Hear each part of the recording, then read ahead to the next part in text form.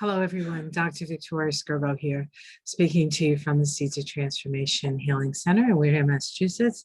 Today is the 20th of March. It's Saturday here, where this could be for the 21st and a Sunday in Australia. We're going to talk about, well, let's see, what sign is the moon in? Probably should know.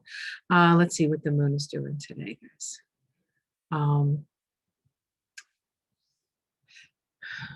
All right, so we have the moon in Gemini today.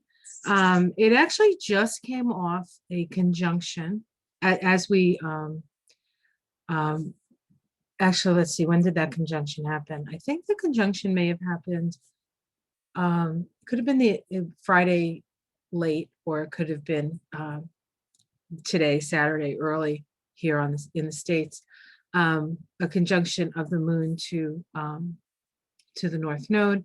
We have Mars getting closer and closer to its conjunction with the North Node. That's significant when Mars hits the North Node because when the nodes get activated by any planet, there's usually some sort of incident that occurs. And so we'll see this Mars on the North Node, I think this week or next week. But today we're going to talk about the equinox, the sun moving into the sign of Aries in the Northern Hemisphere. That is the herald of spring.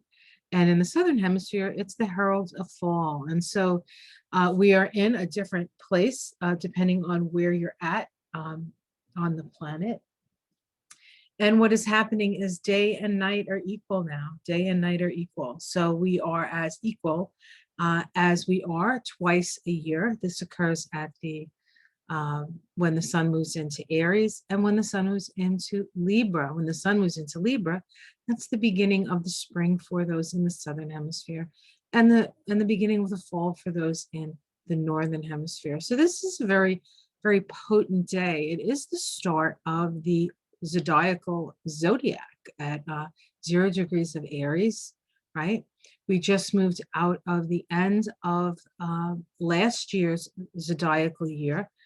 And last year's zodiacal year with the sun in Aries was really the beginning of the pandemic. And it was really, at least here in the US, not so much in China. It started earlier in China.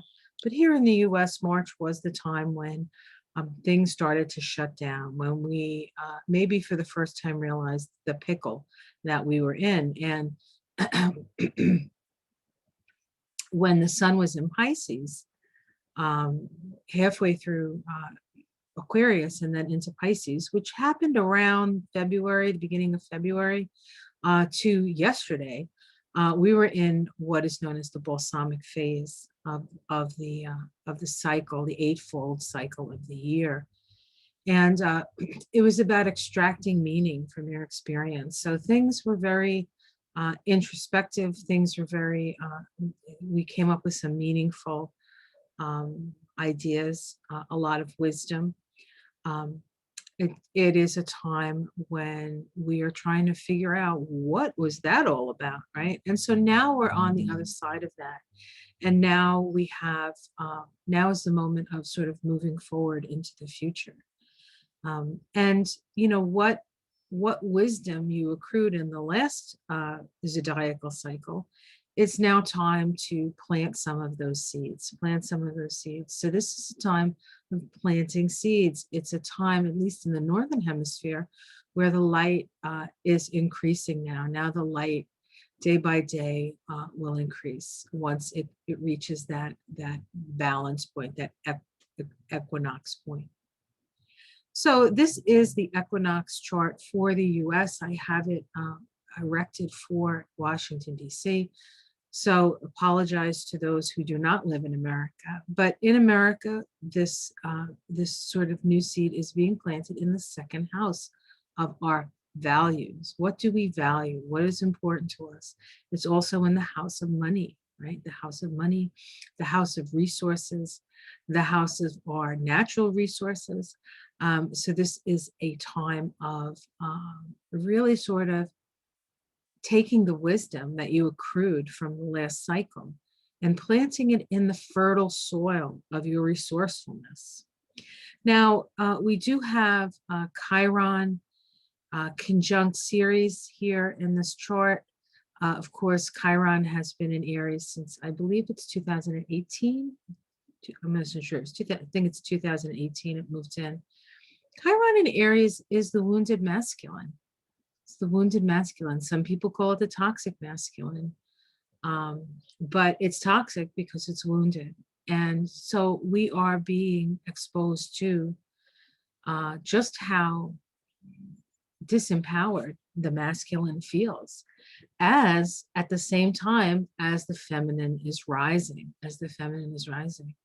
And as far as the feminine here, there are a number of archetypes associated with the feminine. Venus is here. Venus is in her exaltation in Pisces at this time.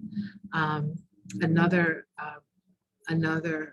feminine archetype is the moon, and we have the moon just coming off the north node at this time. So this is so the direction forward is in the direction of the feminine with the moon there, but we also have Mars there, right? We have Mars, and if we were to split the difference between Mars and the moon, it would probably be right on the node, right? The midpoint. So it's not just about the feminine, but it's about the masculine as well. And the feminine is now has gone over the north node and now is moving forward. And so this is so there's been a new sort of a new moon here with the moon and the north node coming together. And Mars is moving towards the north node, but it's in a more balsamic phase. So what ideas do we need to release in order for us to move forward? Now, of course, here in the United States, we just had an incident where 8 women were killed in a gunman's rampage. And he blamed it on his sexual addiction. And the police at the time sort of put that out there. But really, they're trying to prove that it's a hate crime. And in fact, it is a hate crime. It's a hate crime against women. And Asian women at that, but it's still a hate crime against women. And so, we have to wonder, why do women feel like it's not safe to be a woman in this society? Well, it's pretty easy. And then if you're a marginalized woman, a woman of brown or black skin, or you're an immigrant woman, or even a woman in any country, you're in what we call, I guess we would call it a soft target, right? An easy target. Part of the issues that we need to understand as we move forward, as the feminine rises and the wounded masculine shows itself. And in order to heal it, we need to see it, we need to feel it, and we need to come to an understanding and say, look, you can't do this anymore. And but you don't necessarily want to ostracize these people. So you certainly want to put them in jail. You certainly want to hold them responsible for their actions. But we have to keep the window of forgiveness open. We have to keep the window of compassion open and understand where these people are coming from. It's important for the healing process. It's not an excuse for them to do bad behavior. But if we don't understand why the bad behavior is happening, then how are we ever going to heal it?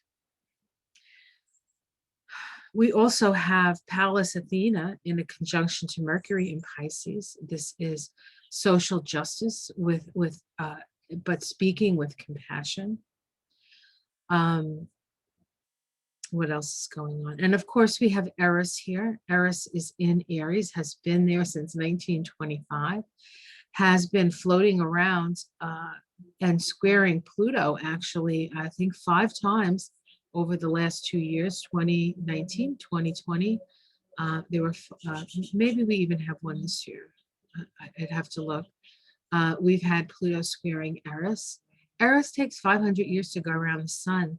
Pluto takes about 250 years to go around the sun. So Eris is further out. And so we look at the relationship between Eris and Pluto. And it's a last quarter phase. It's a crisis in consciousness. We are individuating. We are rising up. And Eris, as the uninvited feminine to a certain extent, and the rather angry feminine, tired of being ignored, tired of being abused, is expressing themselves. So we're in a very transformational time, certainly a tenuous time, but it's important for us to remember that what we focus on becomes our reality. And so if you want to heal it, you have to focus on healing. If you want to heal it, you have to focus on loving and understanding. And Venus tells us that story being in Pisces, right? And then, of course, we have to look at where Mars is at, because Mars is in Aries. And this 10th degree of Aries is I think, a plane doing a nosedive. So there's this energy right now of doing these daring deeds, right? But and getting immortality from them. But what are these deeds? Certainly, there's this is this man, this young man who killed all these women in Georgia. He is a legend, right? He's a legend. And what I mean by that is he's a legend to the families of all the people that were killed and the community. He will be remembered for his daring deed, which was a very negative deed, and a very destructive deed, and a very self-destructive deed. So the energy for these daring deeds are out there, and we have to be very circumspect. We have to be careful. We have to watch what we say, not because of what we're saying that we're holding. We're being canceled out. That's not it. You have to know that your words import energy, and that what you say people are hearing, and not everybody is going to respond to it in a positive way. So it's especially important at this time. It's a little bit on the dangerous side in that respect. So you can say what you want, but saying it with love and saying it with an understanding, and being aware that the words that you use can have consequences is very important at this time. All right, so I think that's what I want to talk about with this equinox, a vernal in my case, autumnal in the case of the southern hemisphere. It's a time of balance, and we need to keep our balance through this time. And as spring continues and opens up into summer, we will see more that is being, what are we growing, and what the seeds that we're planting at this time, what are they gonna grow into? And then when the fall comes, what do we harvest from that experience? So have yourself a great day. Like and subscribe. Sorry this is out late. I had a class this morning, and I wanted to spend a little extra time with you guys. So, and I'm sitting out here watching a chipmunk sit in my bird feeder and eat. And the birds are like, "Hey, guy, you think you can move over?" All right, guys, much love. Take care. Happy spring, happy fall, and I will see you again tomorrow. Much love.